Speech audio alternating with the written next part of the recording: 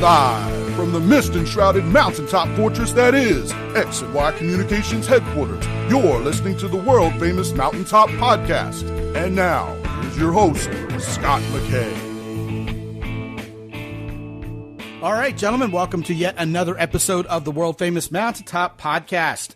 My name is Scott McKay. You can find me at Scott McKay just about everywhere in the social media universe, except for Instagram, where I'm at Real Scott McKay. The website is mountaintoppodcast.com, and the Facebook group is the Mountaintop Summit. Hope to see you at all those places, and then some. With me today is a returning guest. She is from Los Angeles, California, and her name is Kimmy Seltzer. Kimmy, welcome back. Hi, thanks for having me back. Yes, it's good to have you on. I love our topic today. We came up with this one together, and I think you're the right person to talk about it since you're into the style thing and people's looks and how they present themselves and their brand and all that good stuff. So, of course, the topic is first impressions. And you know what, Kimmy? We've never talked about it before on here. So you get to blaze a new trail here.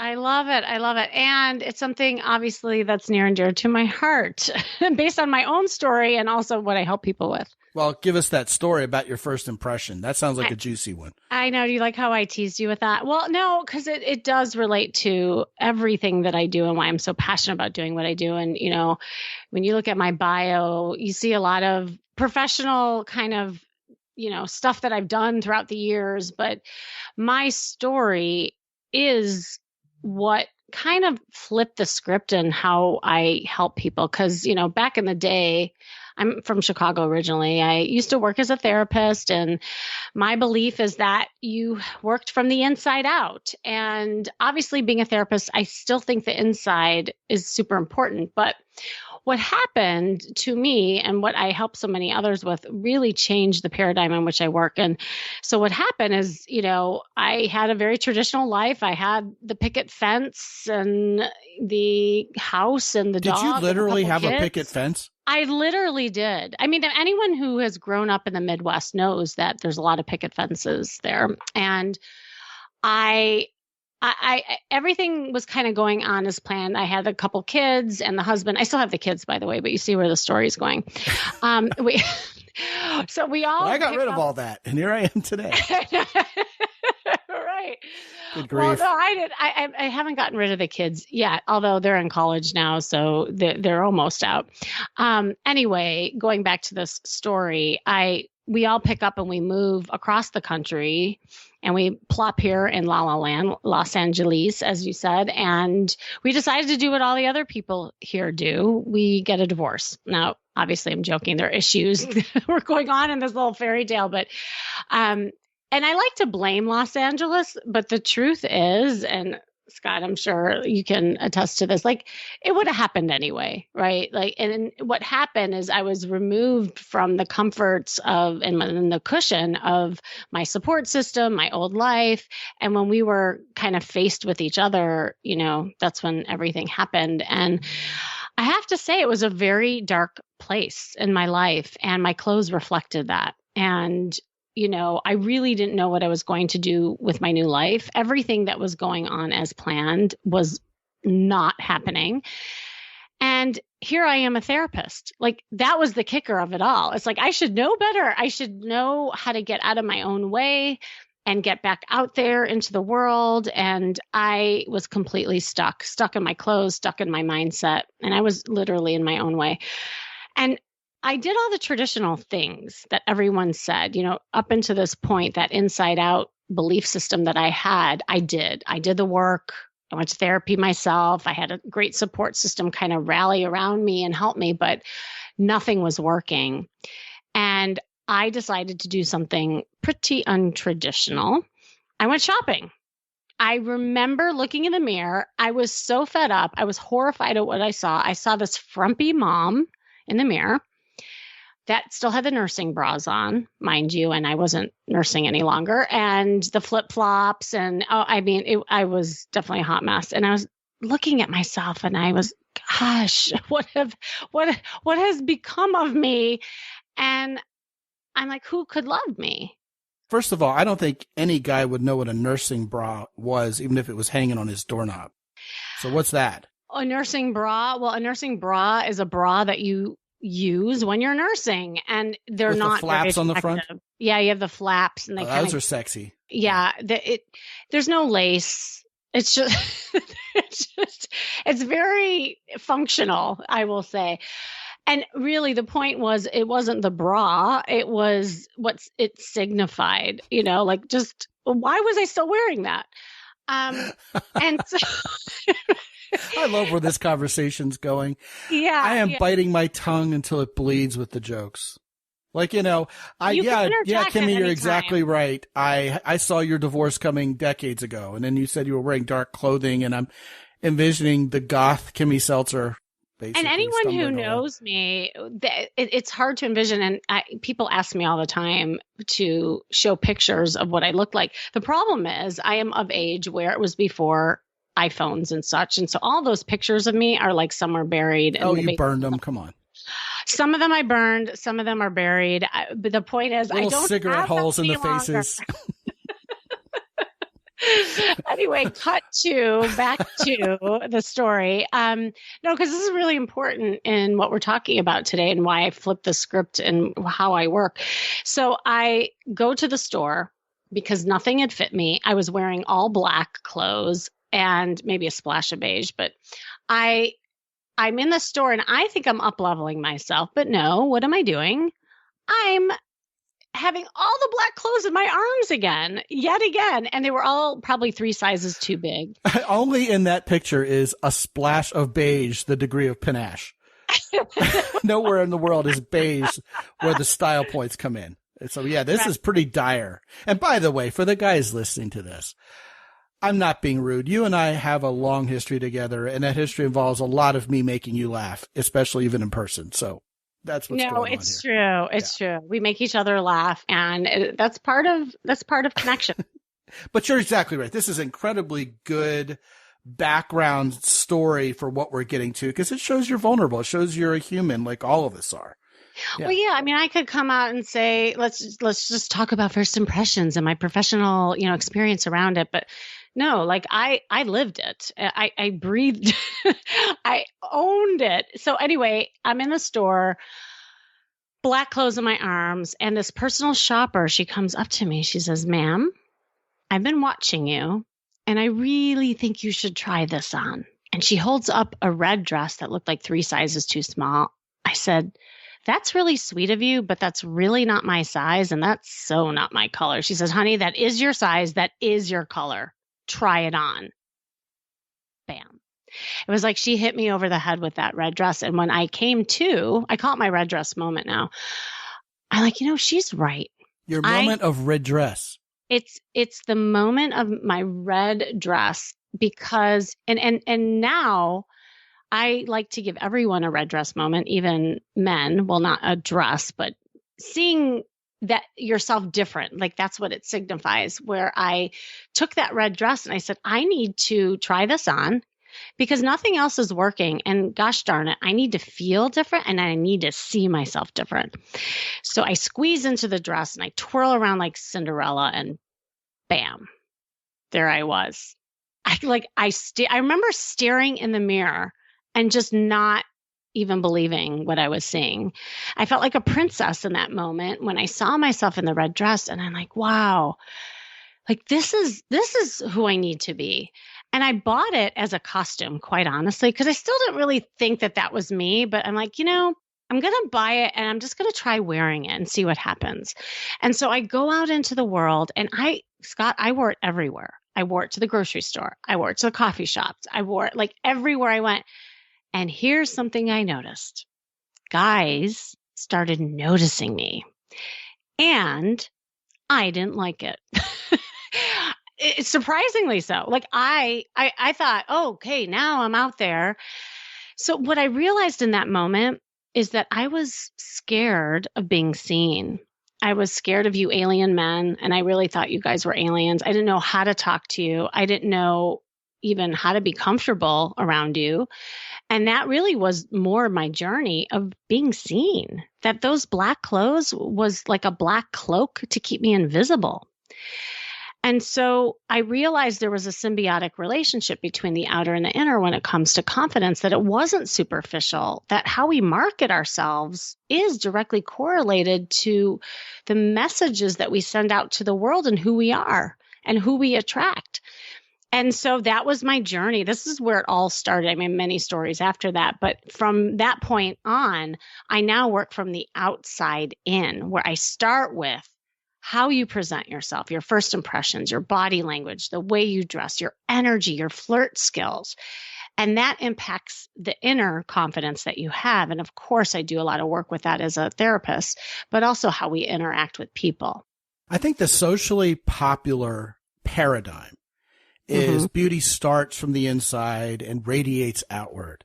That's right. And what I hear you saying is, why does it have to be a one-way street? Why can't we do both? Why can't we be beautiful on the inside and work on the outside and let that radiate inwardly as well?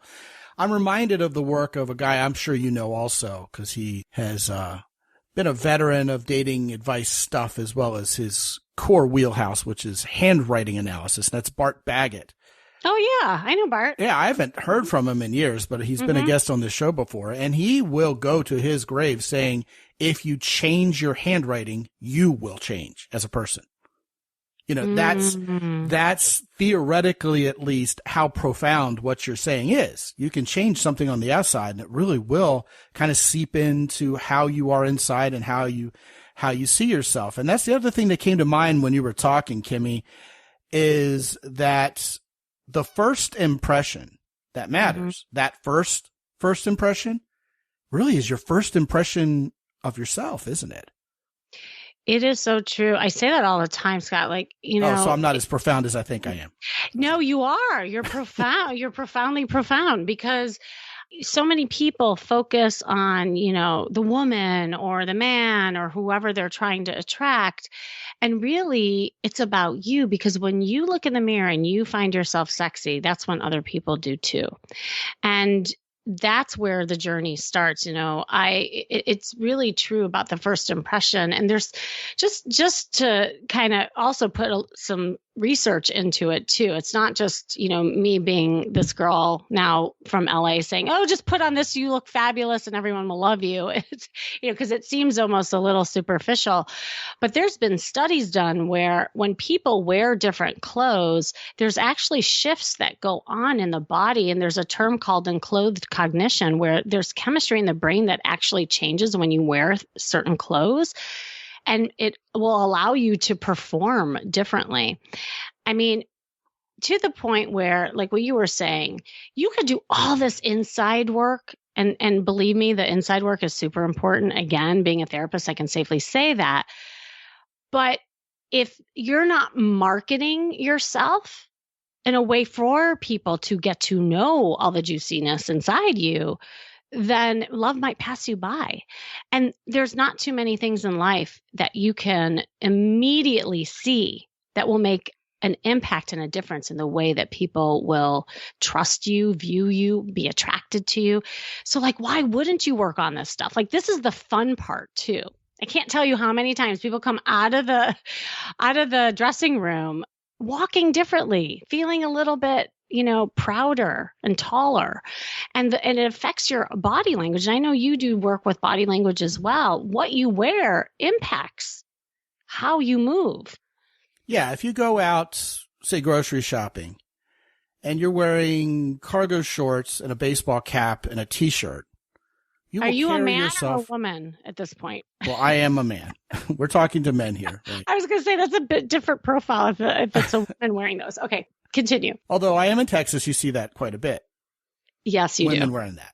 Yes, you do. But if you're a guy and you're walking around dressing, I guess, masculine frumpy, right?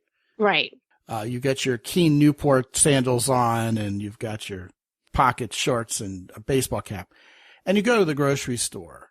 You're going to carry yourself differently than if you've just been to a business meeting and you stop by the grocery store for something for dinner and you're still wearing your suit.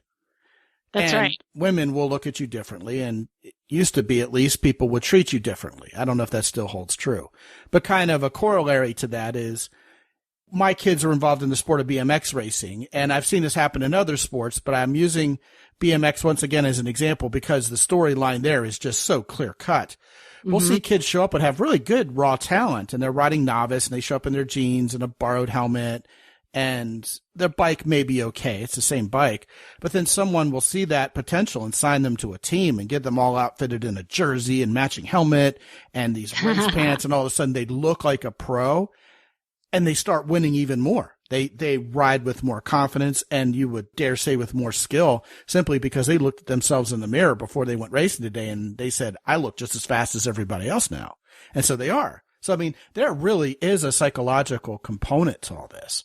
There really is. Yeah. That's a great example. It's true. And we all judge. We all want to say that we don't, but we do. Like, you know, studies now show that it only takes 7 seconds to make a first impression. It used to be a couple of years ago, 30 seconds. So this is how fast our brains are working. And in those 7 seconds, people are making judgments and assumptions based on 2 things: the clothes you wear and the attitude that you have, period. That's it. On an online dating app, it's milliseconds. Milliseconds, I'm sure. Yeah. And so this is super important. I mean, I can't tell you how many times I've looked at people's profiles and I tweak their pictures and, you know, based on the clothes that they're wearing and the attitude that they have, and they get a totally different response.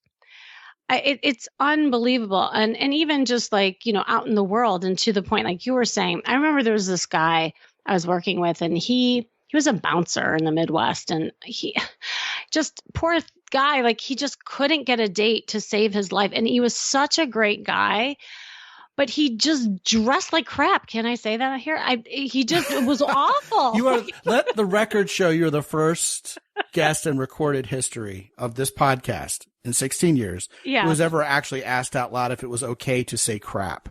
Okay. Come well, on, Kimmy. You know, given who I am, I just wanted to, you know, confirm that was okay. Yeah, so it was not a good look, and yet he was a good looking guy. He just wasn't advertising himself well. And so he was so nervous coming here. You know, I do some of these in-person experiences where we go shopping and then we go flirting. And he was having panic attacks. He's like, I don't know what I'm doing. I'm not sure I'm in the right place and what I should wear. I said, don't worry. And we ended up having a lot of fun and got him some amazing things. But the minute he put on these like dark jeans and a nice button down, and he had a leather jacket on, he looked like $1 million. And it was so cute. He walked out of the dressing room, just standing taller with his chest kind of puffed up. And he was slowing down his walk, and he started approaching women. And it was just like, I call it costume confidence. It really is like wearing a costume, like in Halloween. You've seen it in Halloween too, where people wear things like, it can be these like shy girls who wear these vixen outfits, and all of a sudden they're like, right. It's the greatest day. It's the most wonderful time of the year. Yeah, absolutely. Yeah. And and that's what's so fun about it. But the best part of the story is he went back home with a whole new wardrobe, and I got a email from him 2 weeks later. He said, Kimmy, I don't know how much I can thank you, because for the first time in my entire life, women are actually looking at me. And I'm happy to say I actually asked out a woman, and she said yes. You know, it was like, this was just like the first step for him. And his confidence grew from there. And obviously he started dating up a storm, and he became more sexy confident. And he too burned all his old pictures. No, because I think he was younger. It was still when we had iPhones at that point. Well, in all seriousness, I've had actually 2 different guys who came here for in-field work with me, and in those cases took them to the barber shop as soon as they got off the plane. First stop was to get their hair redone. Yeah, that's happened at least twice. And transformed both of them. Even the lady cutting the hair was like, wow. Deal. Yeah. Yes. Oh, yeah. Several things I want to talk about there. First of all, we're talking about first impressions. Mm-hmm. And you're talking about how frumpy people are. I think this has actually gotten worse over time instead of better, Kimmy. It used to be like back in the day, everybody would get dressed to fly on an airplane. Everybody would get dressed up for church. Everybody would get in their Sunday best, go out on Friday nights or Saturday nights dressed to the nines. Women would wear dresses, men would wear suits. Nowadays, it's the battle of the sweatpants. It's like, who can be frumpier? People showing up in bedroom slippers, pajamas. I mean, I don't know if you see that during the day, but like young people, they'll just put on pajamas and go out and make no effort at all. Big old baggy t-shirts and sweatshirts, women not making any effort at all.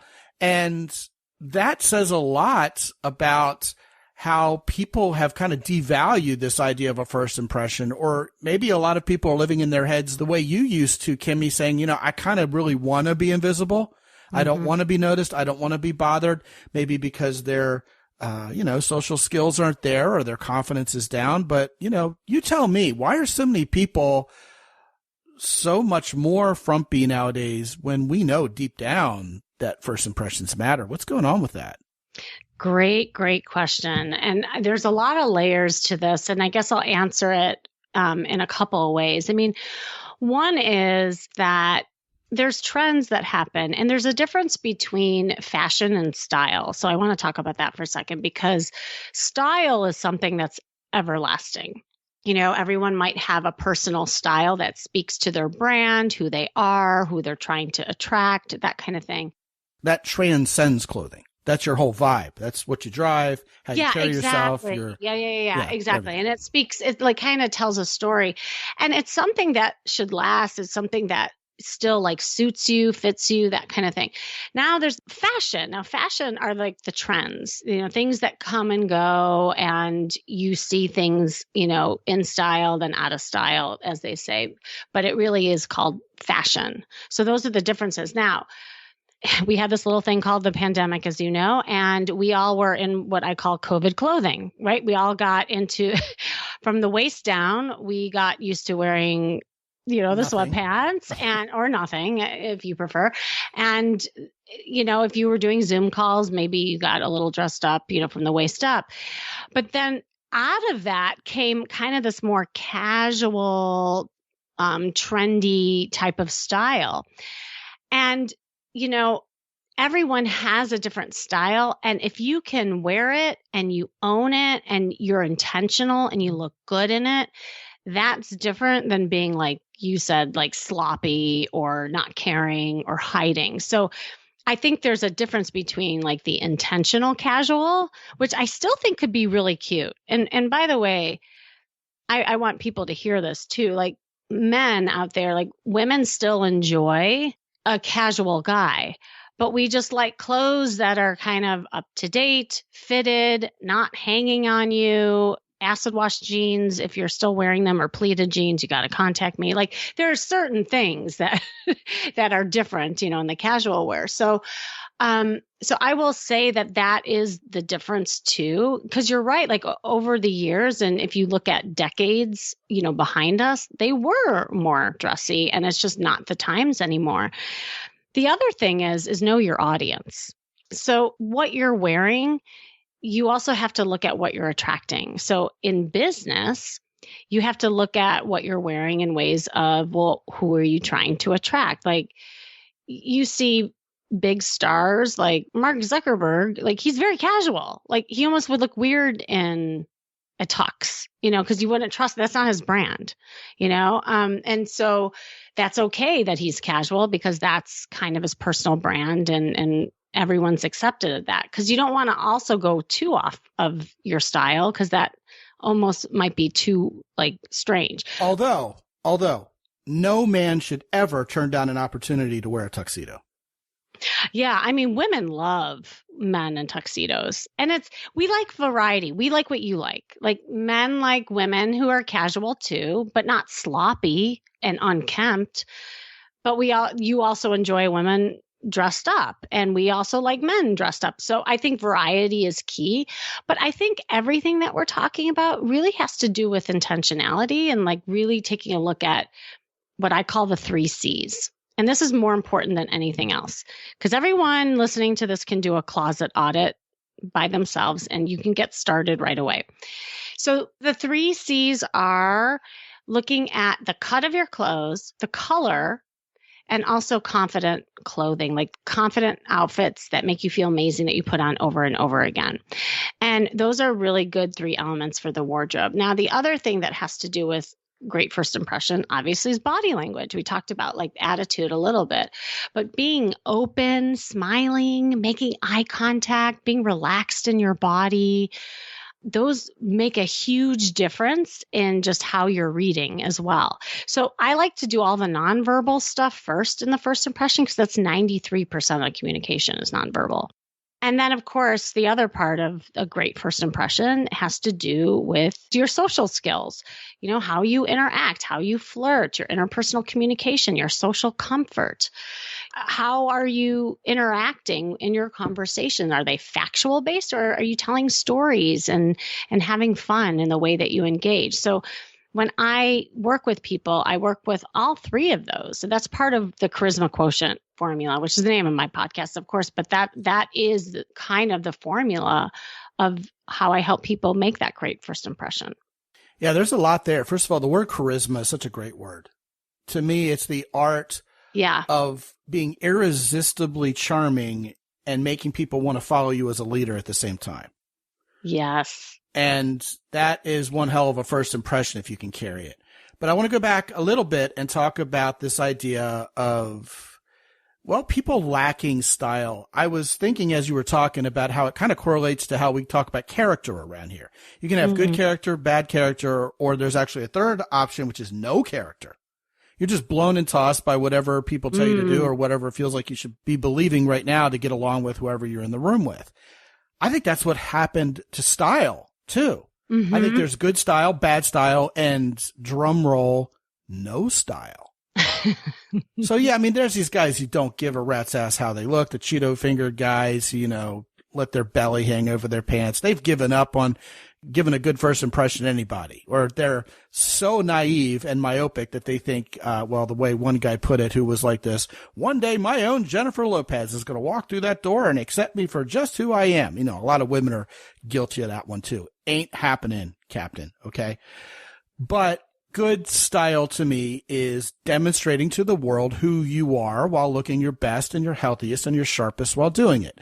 If you're a hiking guy, if you're a traveling guy, if you're a surfer guy, if you're a golf guy, whatever kind of guy you are, it would be great to connect with people who are like you, make some friends, attract some women who want to go on an adventure just like you. The gal in the cargo shorts and the ball cap and the t-shirt and the Keen shoes. Well, if she finds a guy who dresses like her, they can go do Jeep crawls together and they may be perfect for each other. And I would say that you can look better than worse in that style if you get the right color combinations and the right type of clothes working, as long as you're in an appropriate environment to be wearing that. I mean, everybody who's gone to a national park or on a safari somewhere in Africa knows who outfitted themselves for this and who was winging it just by how they look on the trail. So, I mean, there's something to that. But I want to address that third one, which is no style. And I think this is a fear-based mentality, Kim, where guys in particular, men, are afraid to adopt any style at all, to go outside of that comfort familiarity zone because they don't want to look weird. They don't want to be nonconformist. I mean, it's almost like the Chinese communist state circa 20 years ago where everybody was basically mandated to wear the same thing. We live in a free country, yet every guy wears brown Dockers, a polo shirt, and I don't know, some kind of generic shoes. And they wake up the next day and put on a different color of the same thing, and they don't have any style whatsoever. There's no way to infer anything about what that guy's like from how he's dressed, because he's just dressed like Dilbert. He's just boring. There's nothing, there's no room to read there. What about those guys? What should those guys do? Well, I always first start with the why. Like, what is it about changing or getting a style or doing something different that is challenging for them, because quite honestly, a lot of them just don't know. Like they don't know Right. how, right? And just it's like teaching them what looks good on their body, what also attracts women if they're single. Because here's the other thing, a dating costume, as I call it, is different than just maybe a work costume. Now with guys, it's not as varied as with women, but just again, like there are certain styles that have sex appeal for women. Like we notice these things, guys. Like when a man is well dressed, we love it. We love it. It gives you personality and that kind of thing. So that's the first thing is figuring out the why and then helping them through it. Some guys, if it's more like, I would say, a way of protecting themselves, like maybe there's fear involved, kind of like with me, like I was kind of scared of being seen. Like maybe there's some body issues that guys are having and they're just like, well, I'd rather just not care. It's kind of a defense almost. Then that's a different issue. So again, like I'm not this cookie cutter approach kind of stylist. Like I like to understand what is kind of blocking people or challenging people and then helping them through it. Another thing that came to mind just now is how many people are scared. They're just living in fear nowadays. Well, that's what I'm saying. Yeah. Yeah. They're hiding who they are because they're afraid it's going to offend somebody. And what I mean by that is someone out there may be saying to themselves, well, I know who I am. I know what I'm about, but I'm afraid I'm going to offend somebody with it. And therefore they lapse into that generic mindset. By the way, the guy who has no style, I call him Gen Eric. That's his name. John Eric. Yeah. I've written a newsletter about that one before. But no, what I'm talking about is actually serious, Yeah. As much as we can crack jokes about it. I know people, because of how the media is treating certain segments of the population. I mean, come on. There are some white heterosexual men out there who don't think that's okay, that they're that guy. But who else are they supposed to be? After all, they're white and they're heterosexual and they're a guy. But they're afraid to own that because they saw this meme on Facebook that showed a bunch of guys with a salt and pepper goatee driving a diesel pickup truck with wraparound shades on and a ball cap going, oh my God, I'm an evil, horrible, terrible terrorist because someone said I am. And the confidence, it comes back down to confidence. Doesn't it? If you're this person, you're going to make friends with other people who are like you. You're going to attract plenty of women who think and act like you, even though the media may tell you they don't exist and that you're a unicorn. What you're going to find out is the media is wrong. Now, listen, if you really are a racist, terrorist, horrible person, you got to do the self-work. I mean, I think that should hopefully be obvious to everybody listening. But just because someone who doesn't like you and what you're about said you shouldn't be that anymore doesn't make you right or wrong, and it doesn't necessarily make them right or wrong. They're just not one of you. They're not your team. They're not a person you're trying to impress to begin with. Now, obviously, there are people out there who are open-minded and want to make friends with all sorts of kinds of people. Yeah, that should be most of us. But that still circles back to who you are, so at least people know who they're dealing with. So you're not fake, so you're authentic. And that authenticity has to be rooted in confidence, or it's never going to see the light of day. And see, first impression.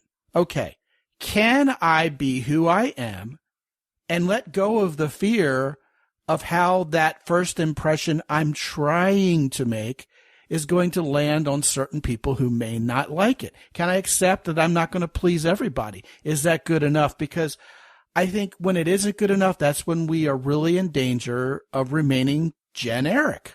That's what I think. Yeah, it is really about that authenticity. And also like looking at who you're attracting. If you're not liking who you're attracting, then you got to take a look in the mirror, because what you put out is what you get back. And that's the other thing. And that is part of finding your tribe. I remember there was this guy who wanted, he did a virtual makeover with me, because I do these virtual makeovers. And he's like, I just want an athletic woman who's in really good shape and likes to be outdoors and all that kind of jazz. I said, well, are you that guy?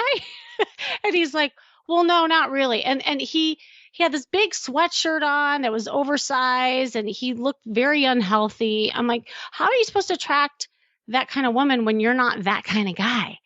And so we first just had to dial in his his look to get him like he looked like he cared, like it just didn't look like he cared.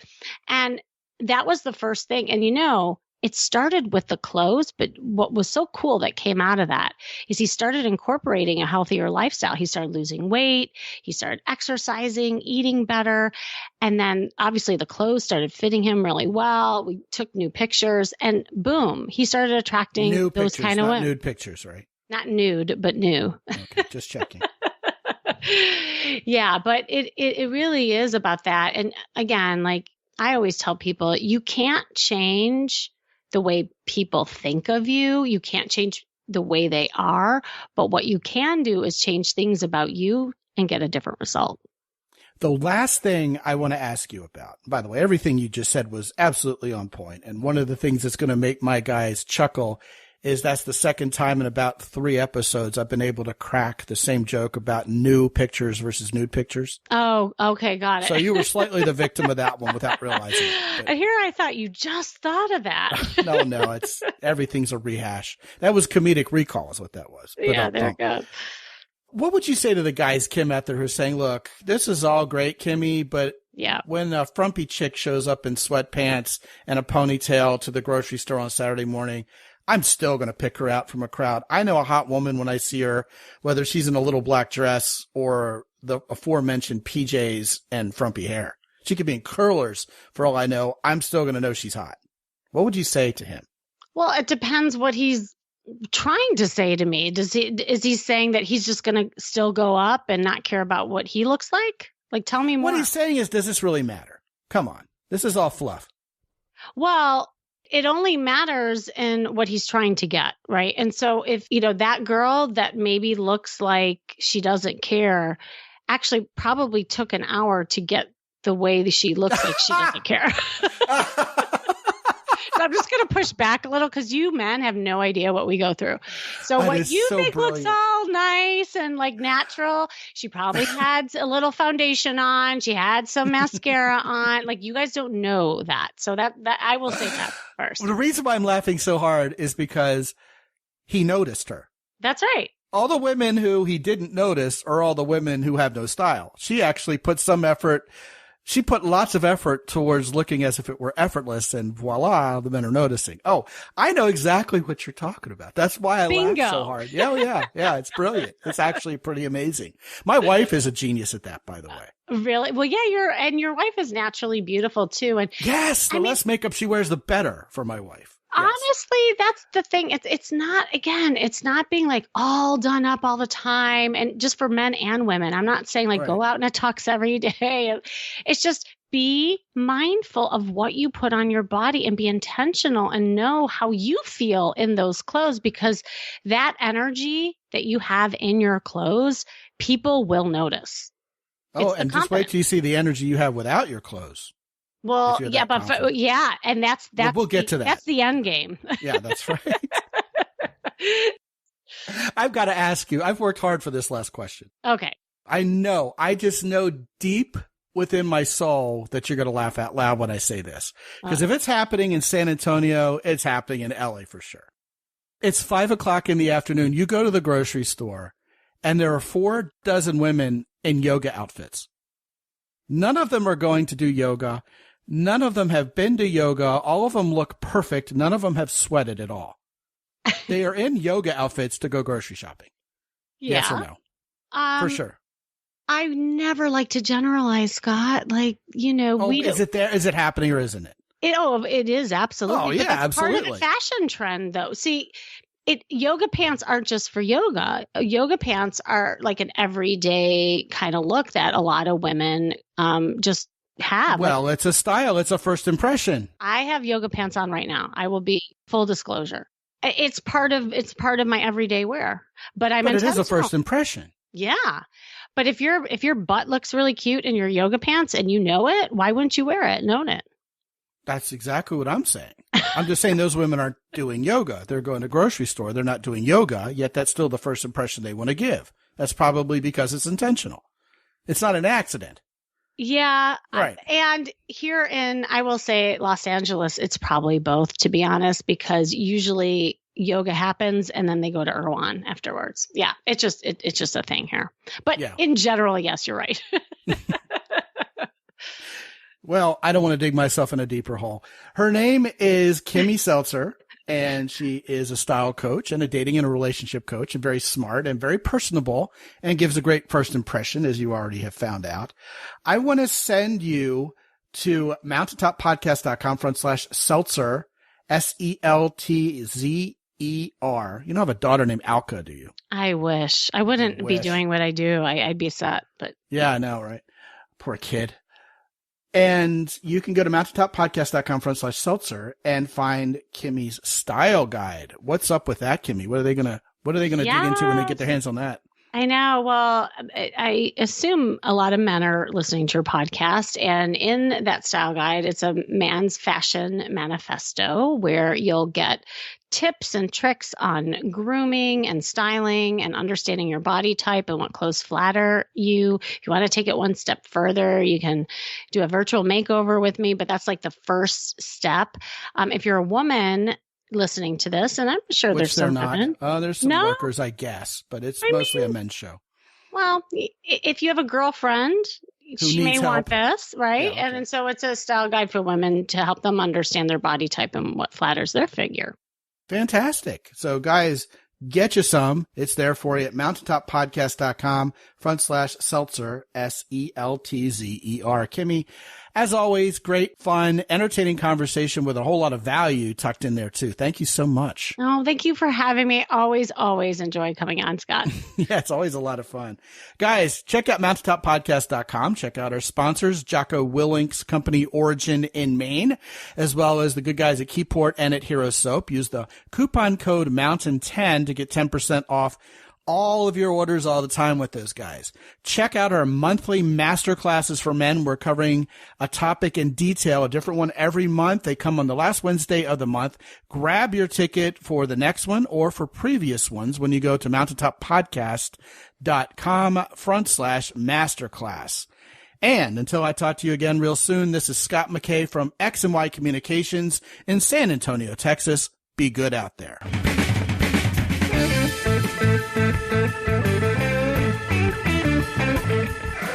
The Mountaintop Podcast is produced by X&Y Communications. All rights reserved worldwide. Be sure to visit www.mountaintoppodcast.com for show notes. And while you're there, sign up for the free X&Y Communications newsletter for men. This is Ed Roy Odom speaking for the Mountaintop Podcast.